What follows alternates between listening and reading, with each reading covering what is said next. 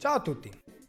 Nel tutorial scorso ci siamo occupati della parete della cucina, appunto, mentre oggi ci occupiamo del top, quello che viene denominato anche piano di lavoro, insomma. Applicheremo la pellicola sul piano da lavoro, continuando sul bordo e il laterale. Mostreremo come applicare la pellicola quando vi sono ostacoli, come ad esempio il lavabo della cucina. La pellicola che abbiamo scelto è il modello di Artesiv ST015 con effetto cemento scuro. Come vedete si abbina molto bene alla parete, già fatta in precedenza con questo effetto legno, staccando completamente e dandogli proprio un aspetto decisamente più moderno. Abbiamo già tagliato la larghezza necessaria per poter fare anche il bordo, lasciando un margine più che abbondante. Vediamo cosa ci serve. Beh, ovviamente la pellicola, la spatola, il metro per misurare,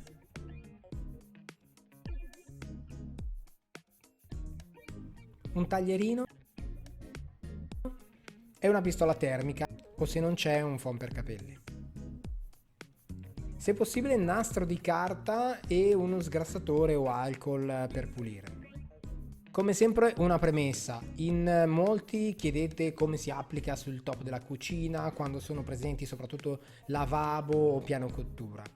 E esistono sostanzialmente due modi. Il primo consiste nel rimuovere il lavabo direttamente dal piano di lavoro. Si tolgono i ganci che normalmente sono presenti sul fondo e si toglie completamente il lavabo. Ovviamente dopo aver tolto anche i tubi del rubinetto e dello scarico, perché altrimenti diventa difficile. In questo modo l'applicazione risulta molto semplice perché basterà ritagliare il contorno del foro e poi rimettere il lavabo al suo posto. Facendo così il rischio di penetrazione di acqua sotto la pellicola è praticamente assente perché il lavabo appoggerà direttamente sul piano che è già rivestito.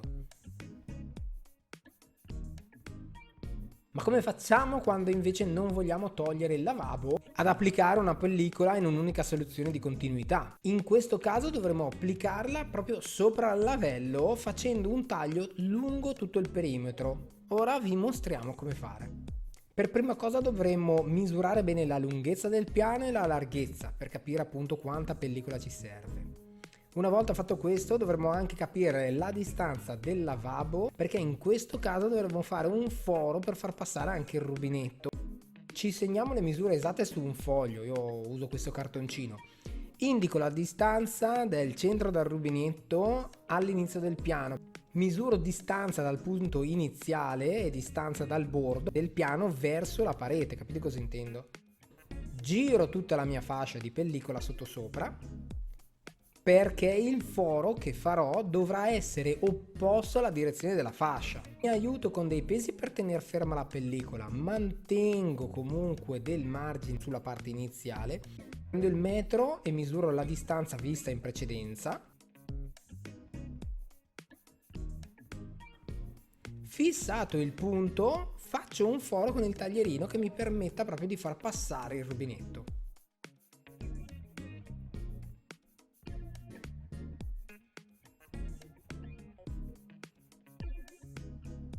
Arrotolo nuovamente la fascia e la giro nel senso corretto. Siccome il foro è un po' stretto, in questo caso faccio un taglio verso l'interno del lavabo proprio per farlo passare meglio.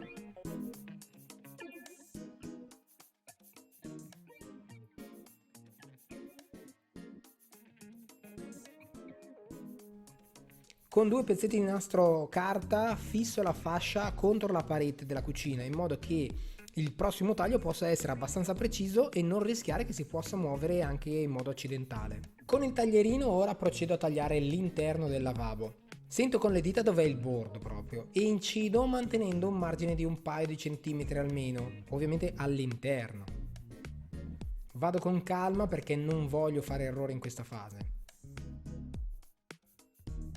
Una volta tagliato rimuovo la parte interna.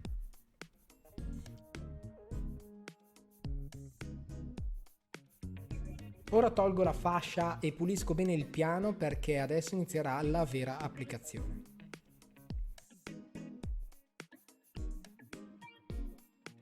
Una volta rimessa la fascia, tolgo una parte di carta posteriore della pellicola. Io ho tolto molto più carta inizialmente perché voglio inumidire la prima parte del piano e facilitare il posizionamento iniziale. Bagnando leggermente la superficie, infatti, la pellicola è libera di muoversi meglio, non attacca subito e posso essere sicuro di applicare in modo corretto la fascia. Ho anche attaccato 2 pezzettini di nastro sulla fascia e sulla parete che vado ad usare come riferimento iniziale. Quando sono certo della direzione della fascia, uso la spatola e inizio a rimuovere eventuali goccioline di acqua presenti sotto la pellicola. Tolgo la carta posteriore e procedo con l'applicazione fino al lavabo.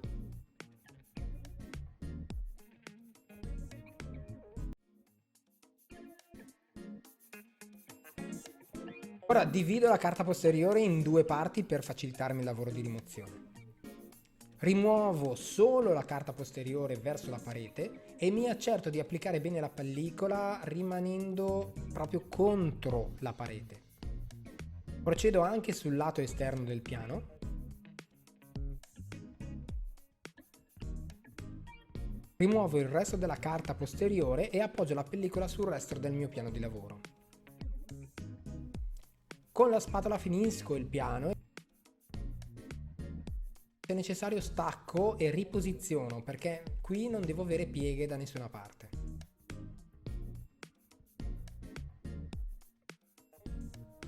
Una cosa importante, il lavello ovviamente essendo più alto del piano tenderà a fare delle pieghe, delle grinze alla pellicola. L'unica accortezza in questo caso è di non stressare la pellicola adesso, ma lasciare anche eventuali pieghe il più possibile naturali. In questi punti sarà necessario scaldare la pellicola leggermente con l'aiuto della pistola termica e con la spatola si può applicare meglio andando a sistemare proprio queste pieghettine che si formano. Premete bene con la spatola lungo tutto il perimetro del lavabo adesso.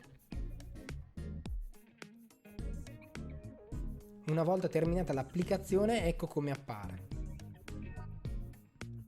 Adesso dobbiamo incidere con il taglierino lungo il bordo del lavabo e rimuovere la pellicola in eccesso. Procedo con calma su tutti i lati. Rimuovo la pellicola e passo a completare la parte superiore. Tolgo della pellicola in eccesso che non serve.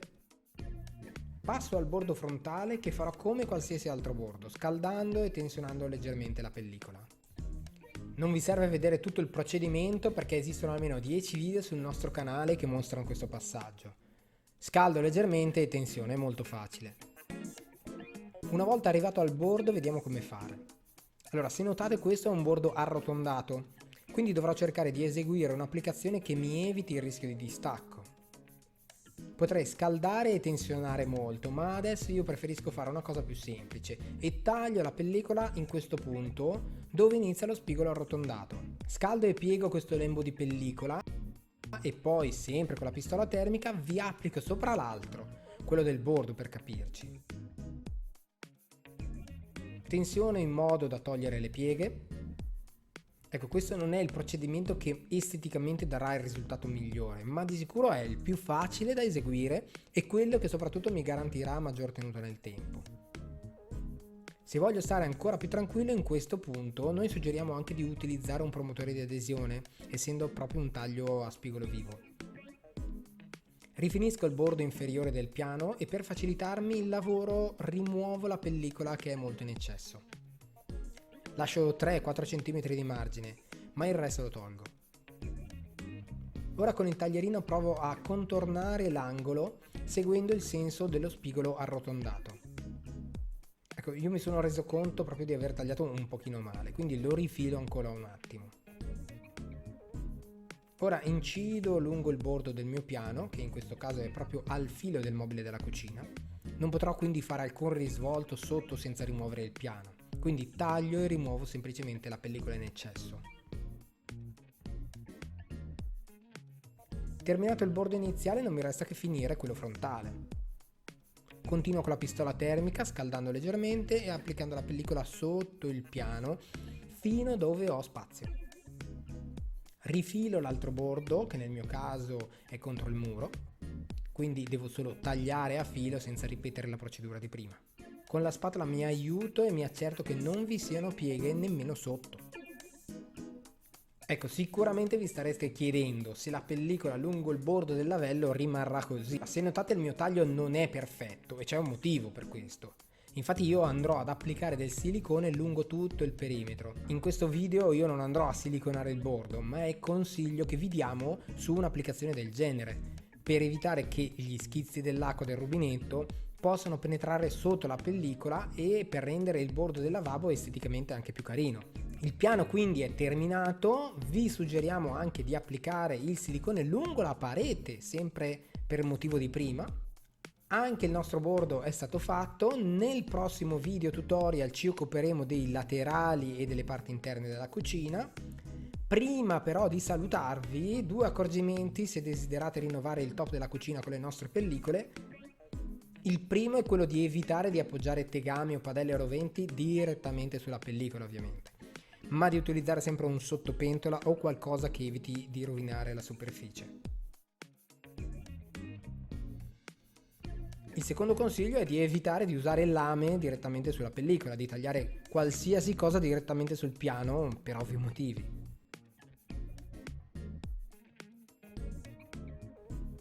Bene, video terminato, la nostra cucina sta iniziando a cambiare aspetto. Io vi ringrazio e vi aspetto al prossimo tutorial. Ciao ciao!